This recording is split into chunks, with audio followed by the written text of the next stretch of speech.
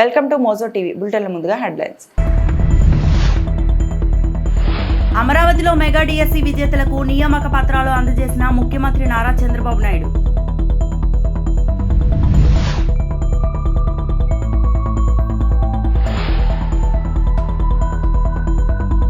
TDP బీజేపీలకు big shock. YCP పార్టీలోకి చేరిన కీలక నేతలు.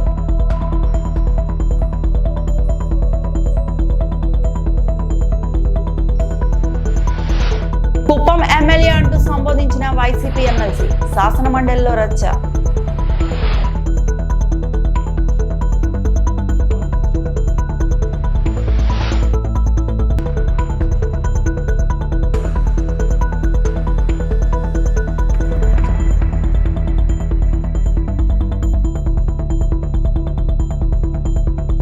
జీఎస్టీలో మార్పులు దేశాభివృద్ధిలో నిర్మాణాత్మక సంస్కరణలు అని ప్రధాని మోడీ అన్నారు. ఉత్తరప్రదేశ్లో గౌతమ్ బుద్ధ నగర్లో ఏర్పాటు చేసిన సభలో మోడీ ప్రసంగించారు. యూపీఏ హయాంలో ట్యాక్స్ల మోతా మోగిందని, 2014 ముందు పన్నులతో ప్రజలకు నరకం చూపించారని ఆరోపించారు. ఎన్డీ హయాంలో ప్రజలపై పన్ను భారం తగ్గించామని చెప్పారు. యూపీఏ ఓ గేమ్ చేంజర్. జీఎస్టీపై కొందరు తప్పుడు ప్రచారం చేస్తున్నారని ధ్వజమెత్తారు. 2014 ముందు యూపీఏ వైఫల్యాలను కప్పిపుచ్చుకోవడానికి విపక్షాలు ప్రజలకు అబద్ధాలు చెబుతున్నారని పేర్కొన్నారు. ప్రభుత్వం దేశ ప్రజల ఆదాయం పొదుపులను పెంచామని చెప్పుకొచ్చారు. ఇక్కడితో ఆగబోమని, దేశ ఆర్థిక వ్యవస్థను బలోపేతం చేస్తూనే ఉంటామన్నారు. పన్నులు తగ్గిస్తూనే ఉంటామని, జీఎస్టీ సంస్కరణల ప్రక్రియ నిరంతరం కొనసాగుతూనే ఉంటుందని హామీ ఇచ్చారు. लेकिन अब नेक्स्ट जनरेशन जीएसटी के बाद उसी परिवार को सालाना सिर्फ 25,000 से कम होकर के करीब 5-6 हजार रुपया तक टैक्स आ गया है। 25,000 से 5,000, क्योंकि जरूरत के ज्यादातर सामान पर अब सिर्फ 5% जीएसटी हो गया है। साथियों, हमारे यहां गांव की अर्थव्यवस्था में ट्रैक्टर की बड़ी भूमिका है। 2014 से पहले एक ट्रैक्टर खरीदने पर 70,000 रुपये 70,000 रुपये से अधिक टैक्स देना पड़ता था। ये 2014 से पहले 70,000, अब उसी ट्रैक्टर पर सिर्फ 30,000 रुपये का टैक्स लग रहा है। यानी किसान को सीधे एक ट्रैक्टर पर 40,000 रुपये से अधिक की बचत हो रही है। ऐसे ही 3 व्हीलर गरीब के लिए रोजगार का बहुत बड़ा माध्यम है। साल 2014 से पहले एक 3 व्हीलर करीब 55,000 रुपये का टैक्स लगता था। एक 3 व्हीलर पर 55,000 रुपये टैक्स लगता था।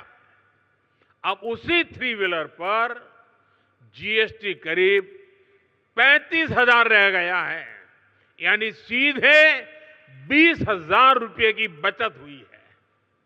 ऐसे ही जीएसटी कम होने की वजह से स्कूटर 2014 की तुलना में करीब 8,000 रुपये और मोटरसाइकिल करीब 9,000 रुपये सस्ती हुई है। మెగా డిఎస్సి ద్వారా ఎంపికైన 15,941 మంది అభ్యర్థులకు గురువారం అమరావతిలో నియామక ఉత్తర్వులు అందిస్తామని విద్యా ఐటీ శాఖల మంత్రి నారా లోకేష్ చెప్పారు. కూటమి ప్రభుత్వం అధికారంలోకి వచ్చాక ముఖ్యమంత్రి తొలి సంతకం మెగా డిఎస్సి పైనే చేశారని, అందుకే ఇది ప్రభుత్వ తొలి విజయమని వివరించారు. కావున అమరావతిలో మెగా డిఎస్సి విజేతలకు నియామక పత్రాలు అందజేసిన ముఖ్యమంత్రి నారా చంద్రబాబు నాయుడు. మీ అందరి కరతాళ ధ్వనుల మధ్య వీరికి శుభాకాంక్షలు తెలియజేద్దామండి. Now we welcome SANL Mathematics from Visakhapatnam, Sri S. Vijay Garu.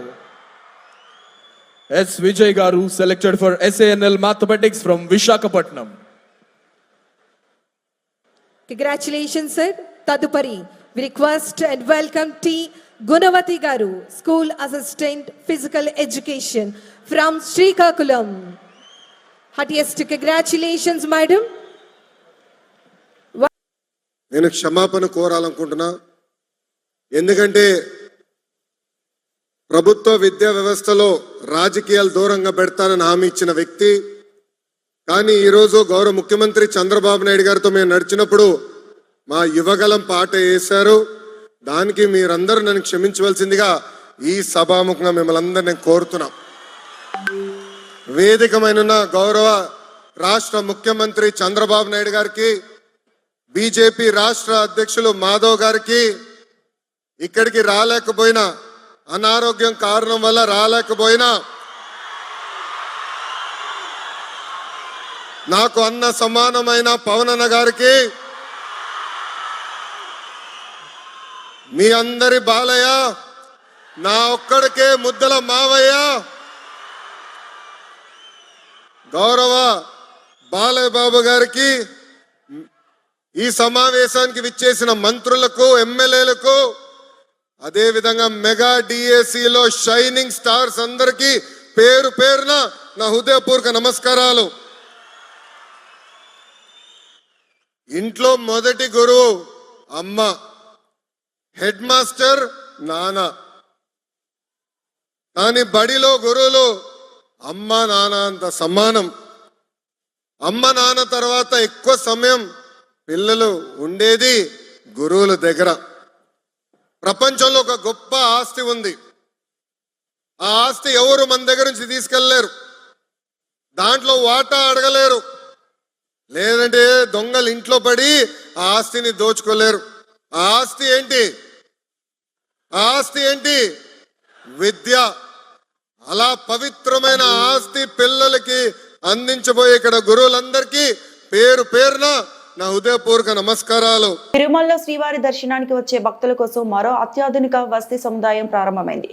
Venkatadri నిలయం యాత్రికుల వసతి సముదాయంను ఉపరాష్ట్రపతి CC Radhakrishnan, AP CM Chandrababu ప్రారంభించారు. ముందస్తు బుకింగ్ లేకున్నా భక్తులకు వసతి కల్పించేలా 162 కోట్లతో నూతన కాంప్లెక్స్ నిర్మాణం చేపట్టారు. ఇందులో ఒకేసారి వేల మందికి ఉచిత వసతి సౌకర్యం కల్పించనున్నారు. 16 డార్మటరీలు, 2000 లాకర్లు, 24 గంటలు వేడి నీటి సదుపాయం ఇందులో ఉన్నాయి. పిఏసీ 5 ప్రాంగణంలో ఒకేసారి 50 మంది తలనీలాల సమర్పణకు వీలుగా కళ్యాణకట్ట ఏర్పాటు చేశారు. ఒకేసారి 14 మంది భోజనానికి వీలుగా 2 డైనింగ్ హాల్ ఉన్నాయి. వసతి గృహం బుకింగ్ కౌంటర్ను ఉపరాష్ట్రపతి రాధాకృష్ణన్తో కలిసి సీఎం పరిశీలించారు. నూతన వసతి గృహంలో తొలి బుకింగ్ టోకెన్లు భక్తులకు అందించారు. కార్యక్రమంలో మంత్రులు Lokesh, Anam Ramanarayana Reddy, Anagani Satyaprasad, TTD chairman BR Naidu, EO Anil Kumar Singhal పాల్గొన్నారు.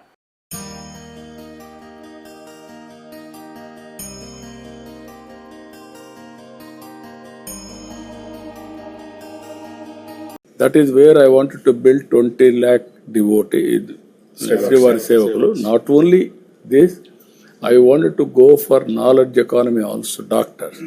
They will come to Tirupati. They will treat patients. 10 days they will be there. They will have darshan, special darshan. Have a blessings, then they will go back. Then Venkateshwar garu explain chesaru ee vishayalo. No, I am having, one is, ikkada meer gurtupeట్టుకోవాల్సింది cleanliness. Greenery, I want to take it 95%. You can stimulate the 7 hills and then tell me. I wanted to produce Tirupati area and different 7 colors, 7 hills, 7 colors of flowers. If it is possible. Yeah, we can. No, what I am saying, there is no place now.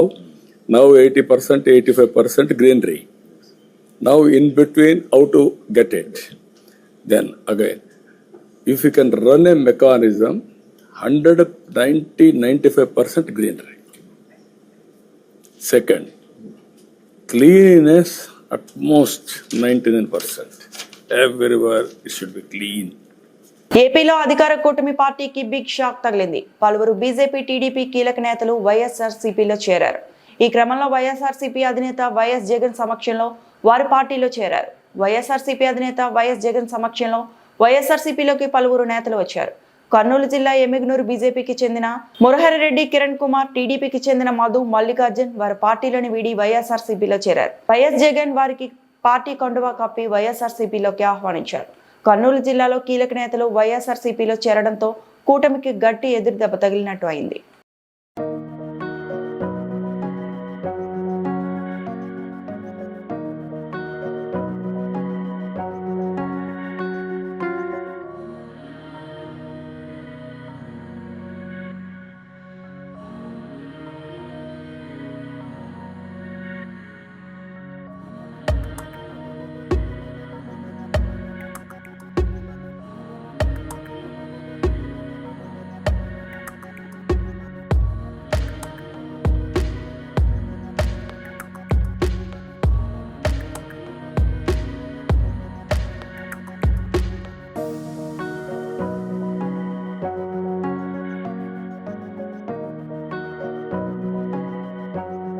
ముఖ్యమంత్రి Nara Chandrababu Naidu ఉద్దేశిస్తూ Kuppam MLA అంటూ YCP MLA Ramesh Yadav చేసిన వ్యాఖ్యలు శాసనమండలిలో తీవ్ర దుమారాన్ని రేపాయి.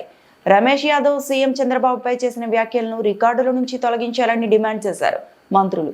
అయితే ఎన్నికల మేనిఫెస్టోను ప్రకటించిన ఆనాటి కుప్పం ఎమ్మెల్యే అని మాత్రమే అన్నామని చెప్పుకొచ్చారు వైసీపీ ప్రతిపక్ష నేత బొత్స సత్యనారాయణ. ఇప్పుడు ముఖ్యమంత్రిని పట్టుకొని కుప్పం ఎమ్మెల్యే అనలేదని తెలిపారు. ఇక మాజీ సీఎం వైఎస్ జగన్ ను టీడీపీ వాళ్ళు అనేక సార్లు పులివెందుల ఎమ్మెల్యే అంటూ వ్యంగ్యంగా మాట్లాడుతున్నారని సభ దృష్టికి తీసుకువెళ్లారు బొత్స. కావాలంటే రికార్డులు పరిశీలించుకోవాలని బొత్స సత్యనారాయణ సూచించారు. 15,000 ఉద్యోగాలు కూడా ఇవ్వలేదు అధ్యక్ష. కానీ మా జగన్మోహన్ రెడ్డి గారు ఒకే ఒక సంతకంతో 1,32,000 ఉద్యోగాలు ఇచ్చిన ఘనత మా జగన్మోహన్ రెడ్డి గారి అధ్యక్ష. ఈ ఓపెన్ ఛాలెంజ్ డిస్కస్ చేయడానికి కుప్పం ఎమ్మెల్యే గారైనా సరే ఎవరైనా సరే వచ్చారు సభ గౌరవాన్ని కాపాడాలి అధ్యక్ష. పెద్దల సభ అధ్యక్ష, ఇది పెద్దల సభలో గౌరవం ఉంది అధ్యక్ష. ఇవాళ వారు మాట్లాడిందని మేము కాదంటలేదు అధ్యక్ష.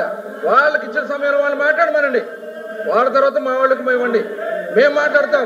10 నిమిషాలు ఫిక్స్ చేస్తారో 15 నిమిషాలు ఫిక్స్ చేస్తారో మీరే ఫిక్స్ చేయండి. మీరు ప్లీజ్ సభ్యులు తమ సీట్లో వెళ్ళి కూర్చోండి. ఇప్పుడు కాంట్రవర్సీ ఎంత అధ్యక్ష? ఆయన మాట్లాడిన మాట మళ్ళీ చెప్తాను అధ్యక్ష.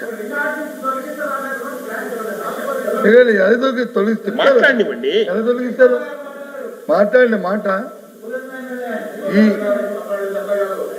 ఈ సూపర్ 6 ని నాకు అర్థమైంది. రికార్డులు చూసి చూడండి అధ్యక్ష, రికార్డులు చూడండి.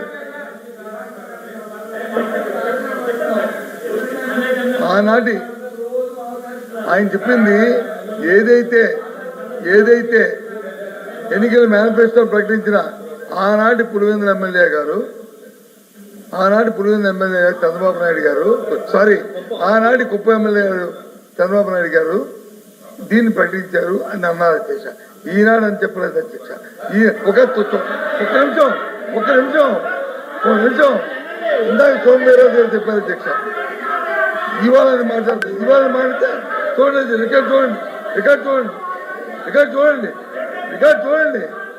రికార్డు చూసిన తర్వాత వాళ్ళు మాట్లాడిన మాటలు వీళ్ళు మాట్లాడిన మాటలు చేయండి అధ్యక్ష. అప్పుడు ఎవరికి అభ్యర్థులు ఉంటే అభ్యర్థులను కొనసాగిద్దాం అధ్యక్ష. అంతేగాని లేని మాటలు ఉండి మీరు వచ్చి. మున్సిపల్ చట్టంలో 5 సవరణలు చేస్తూ అసెంబ్లీలో బిల్లులు ఆమోదం పొందాయి. పురపాలక శాఖ మంత్రి నారాయణ 5 బిల్లులను ప్రవేశపెట్టారు. ఆంధ్రప్రదేశ్ మున్సిపల్ చట్టంలో 5 సవరణల బిల్లులను వేరువేరుగా ప్రవేశపెట్టగా వాటికి శాసనసభ ఆమోదం లభించింది. నాలా చట్టం రద్దుతో మున్సిపాలిటీలు అదనపు అభివృద్ధి ఛార్జీలు వసూలు చేసి స్థానిక సంస్థల అభివృద్ధికి నిధులు కేటాయించాలని సవరణ చేశారు. బహుళ అంతస్తుల భవనాల ఎత్తును 18 మీటర్లకు బదులుగా 24 మీటర్లకు మారుస్తూ చట్ట సవరణకు ఆమోదం తెలిపారు.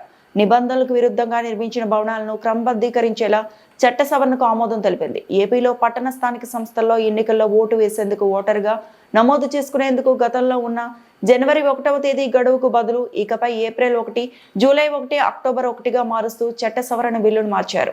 వైఎస్ఆర్ తాడిగడప మున్సిపాలిటీ పేరును తాడిగడప మున్సిపాలిటీగా మారుస్తూ చట్ట సవరణకు ఆమోదించారు. మంత్రి గారు ఆంధ్రప్రదేశ్ పురపాలక శాసనంలో 2వ సవరణ బిల్లు 2025ను పరిగణలోకి తీసుకునేందుకు అనుమతి కోరుతారు. అధ్యక్ష, ఈ యొక్క హై రైజ్ సంబంధించి అంటే ఫైర్ డిపార్ట్మెంట్కి హై రైజ్ అంటే యాక్చువల్గా అంతకుముందు 18 మీటర్స్ రెసిడెన్షియల్ దాంట్లో ఉండింది అధ్యక్ష. అయితే ఇప్పుడు టెక్నాలజీ మారి ఫైర్ డిపార్ట్మెంట్ లేటెస్ట్ టెక్నాలజీ వచ్చినాయి కాబట్టి అది 24 మీటర్స్కి అంటే 24 మీటర్ లోపల నాన్ హై రైజ్ కింద 18 మీటర్ల నుంచి మార్చమని రిక్వెస్ట్ చేయడం జరిగింది. వాళ్ళు కూడా యాక్చువల్గా యాక్సెప్ట్ చేశారు అధ్యక్ష. దాని మీద యాక్చువల్గా సవరణ చేస్తూ యాక్చువల్గా ఈ బిల్ తీసుకురావడం జరిగింది అధ్యక్ష. ఆంధ్రప్రదేశ్ పురపాలక శాసనంలో 2వ సవరణ బిల్లు 2025ని పరిగణలోకి తీసుకోవాలని మనవి చేస్తున్నాను అధ్యక్ష. మంత్రి గారి ప్రతిపాదన సభా సమక్షంలో ఉంది.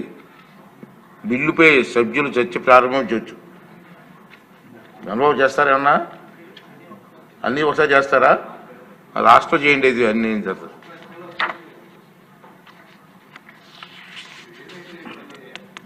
అధ్యక్ష, కొన్ని అమెండ్మెంట్లు తీసుకొచ్చి రిలీఫ్ చేస్తున్నారు. దానిలో సానుకూలమైన వాతావరణం ఉంది రాష్ట్రంలో భవన నిర్మాణ రంగంలో. ఎట్ ద సేమ్ టైం నదీ తీర ప్రాంతాల్లో కొన్ని సమస్యలు ఎదుర్కొంటున్నాం సార్. ఇప్పుడు రాజమహేంద్రవరం ఉంది, ఆల్రెడీ ఓల్డ్ సిటీ, కొన్ని వందల సంవత్సరాలుగా ఆ సిటీ ఉంది. ఆ బండ్ ఏరియాలో పర్మిషన్ ఇవ్వడానికి అనుమతించట్లేదు సార్. అది చాలా సమస్య ఏమవుతుందంటే బండ్ డెవలప్ అయిపోయింది, ఎంఎఫ్ఎల్ఏకి పైకి వచ్చింది, బండి విడ్త్ కూడా పెంచారు. ఆ పక్కనున్న భవనాలు, పాత భవనాలు తీసి కొత్త భవనం కట్టాలంటే పర్మిషన్ ఇవ్వట్లేదు సార్. దయచేసి దాని మీద కూడా ఒక నిర్ణయం చేయాల్సిన అవసరం ఉందని మంత్రి గారి దృష్టిలో తీసుకురావడం కోసమే నా ఉద్దేశం. లాస్ట్లో చెప్తారు, నోట్ చేసుకోండి.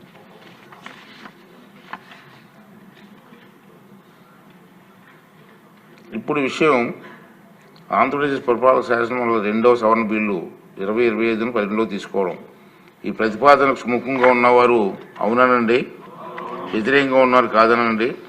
అవునన్నారు, అందరూ అవునన్నారు. ప్రతిపాదన ఆమోదించబడింది, బిల్లు పరిగణలోకి తీసుకోబడింది. శాసనసభలో సర్వేపల్లి శాసనసభ్యుడు సోమిరెడ్డి చంద్రమోహన్ రెడ్డి మాట్లాడుతూ, సర్వేపల్లి నియోజకవర్గంలో అన్యాయంగా అక్రమంగా టీడీపీ నాయకులపైన, నాపైన ఎన్నో అక్రమ కేసులు నమోదు చేశారు అని, అలాగే ఉదయగిరి నారాయణ అనే దళితుడిను అన్యాయంగా అక్రమంగా చంపేశారు అని, అతని మృతిపై సిట్ ఆధ్వర్యంలో విచారణ చేసే దోషులను శిక్షించాలని డిమాండ్ చేశారు. చంద్రమోహన్ రెడ్డి గారు. అధ్యక్ష నమస్కారం. లాస్ట్ 5 years, గత 5 సంవత్సరాలు వైసీపీ పరిపాలనలో ఒక ముద్దాయి 13 కేసుల్లో 43,000 కోట్లు విచారణలో తేలి సిబిఐ ఫైల్ చేసిన కేసులో ఒక ముద్దాయి ముఖ్యమంత్రి కావటం, ఈ రాష్ట్రం విచ్ఛిన్న కావటం, ఆంధ్రులుగా తెలుగోళ్ళుగా ఆ తెలుగు వాళ్ళకి అప్రతిష్ట పాలు చేయటం దురదృష్టకరం. అధ్యక్ష, ఇవన్నీ చూశాం. 5 yearsలో వాళ్ళు దోచుకోవటం కాకుండా ప్రతిపక్ష పార్టీ అనేది ఉండకూడదని అందరి మీద కేసులు పెట్టడం, ఆగ్రహణ సాక్షాత్ ముఖ్యమంత్రిగా పనిచేసిన చంద్రబాబు నాయుడు గారిని కేసు సృష్టించి ఒక స్కిల్ డెవలప్మెంట్ అని చెప్పేసి జైల్లో పెట్టడం. అప్పుడు కూడా మేము పూణేకి పోయినాం. ఏ కంపెనీకి అయితే మనం ఆర్డర్ ఇచ్చామో ఆ కంపెనీ యజమాని చేత మాట్లాడించాం. అది పక్క రోజు పేపర్లలో బ్లాస్ట్ అయింది. ఆవేదనతో మాట్లాడాడు. ఒక ఎంపీ వచ్చి కూర్చొని నువ్వు గన అప్రూవర్గా మారకపోతే మళ్ళీ నిన్ను జైలుకి పంపిస్తామంటే పంపించుకోండి అంటే రెండోసారి కూడా ఆయన జైలుకి పోయే పరిస్థితి వచ్చింది. దానికైనా సిద్ధపడ్డాడు, కానీ అబద్ధం అయితే చెప్పనని చెప్పాడు. చంద్రబాబు నాయుడు గారి తప్పు లేదు అని చెప్పాడు. ఫర్ ఎగ్జాంపుల్, నాకు సరేపల్లి కాన్స్టిట్యున్సీలో నేను హైదరాబాద్లో ఉండా, ఉదయగిరి నారాయణ ఒక ఎస్సీ క్యాండిడేట్ చిన్న ఒక బ్రిక్ ఇండస్ట్రీలో ఇటుకురాయి బట్టీలో పనిచేస్తుంటే 2,000 అడ్వాన్స్ ఇచ్చినాడని చెప్పి, ఆ తక్కువ కూలిస్తుంటే పక్క బట్టీలోకి పోయినాడని చెప్పి 1వ రోజు 2వ రోజు పిలిచి 3వ రోజు కొడితే చచ్చిపోయినాడు పోలీస్ స్టేషన్లో, పొదలకూరు, నా కాన్స్టిట్యున్సీలో. మనం కలిసి రిప్రజెంట్ చేసాం అది. అవును, ఢిల్లీలో. అప్పుడు ఆ బాడీని తీసుకుపోయి చంపేసి లాకప్ డెత్లో అడవిలో, పక్కన ఉండే అడవిలో ఒక యూకలిప్టస్ చెట్టుకి ఎలాడదీశారు. ఉరేసుకునే వాళ్ళు యూకలిప్టస్ చెట్టుకి ఎలాడారు. అయిపోయింది. నేను హైదరాబాద్ నుంచి ఫ్లైట్లో వచ్చాను, నెల్లూరులో కూర్చున్నాం. 3rd day, మొదటి రోజు పోస్ట్ మార్టం చేయలే, 2వ రోజు పోస్ట్ మార్టం చేయలే, 3వ రోజు మేము 70 మంది పోయి హాస్పిటల్లో కూర్చున్నాం. ఆ భార్య బిడ్డలు ఏడుపులు చూసాం. రేవంత్ రెడ్డి పెట్టిన ఫ్రీ బస్సులోనే సచివాలయానికి వచ్చి రేవంత్ రెడ్డికి వ్యతిరేకంగా నినాదాలు చేస్తున్న అంగన్వాడీ టీచర్లు తమ డిమాండ్లు పరిష్కరించాలని అడిగితే అరెస్టులు చేస్తారా అంటూ ఆగ్రహం. సచివాలయం ముట్టడికి దాదాపు బస్సులోనే వస్తున్న అంగన్వాడీ టీచర్లను అదే బస్సులో పోలీస్ స్టేషన్ కు తరలిస్తున్న పోలీసులు.